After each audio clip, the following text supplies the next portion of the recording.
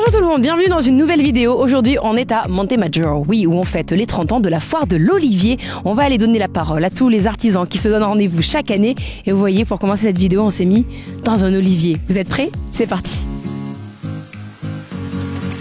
Depuis 2000 maintenant, la foire est ici à Montemaggiore. On va dire que c'est un village qui a été créé vers les 900. Il y a eu un château, il y a eu un personnage mythique, c'est Casanova. Montemaggiore, c'est emblématique parce que c'est le balcon au-dessus de Calvi, dans un coin en pleine nature extrêmement méditerranéen avec tous ces oliviers. Puis en bas, la baie de Calvi, quand même que le monde entier nous envie. Thierry, qu'est-ce qui se passe ici?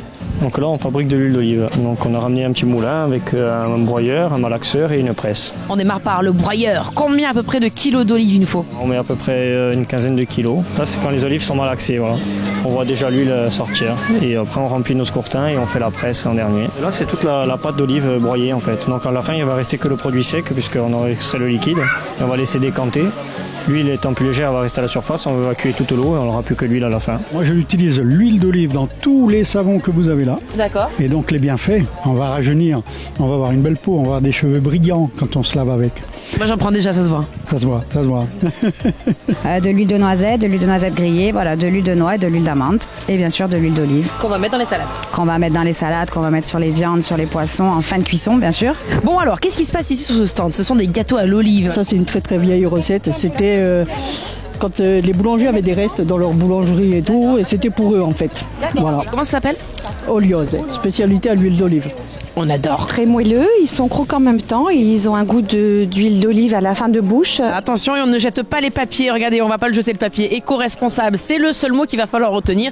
Ils sont là pour vous sensibiliser, vous rappeler que oui, on fait la fête, oui, on aime l'olive, oui, c'est la foire de l'olivier.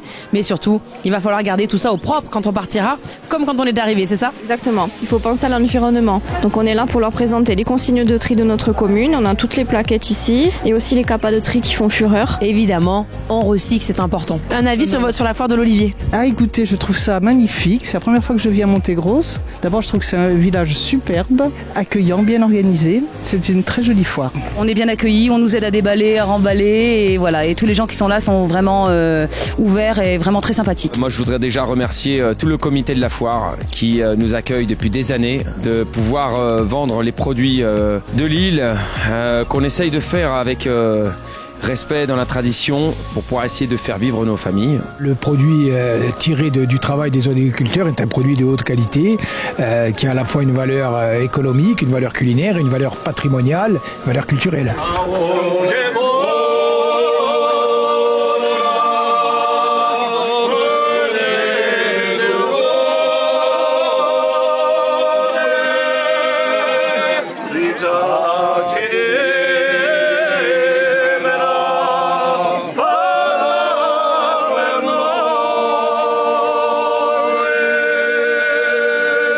On peut pas être encore plus dans le thème de la foire de l'olivier. On est derrière un magnifique olivier. Qu'est-ce qui se passe? Il y a marqué démonstration de la taille de l'olivier. Ça veut dire quoi? Chaque olivier doit être, pour respecter, on va dire, la récolte, la nature de l'arbre et tout, doit être nettoyé à l'intérieur et taillé pour faciliter la récolte en fonction de telle ou telle technique. L'olivier a besoin de respirer.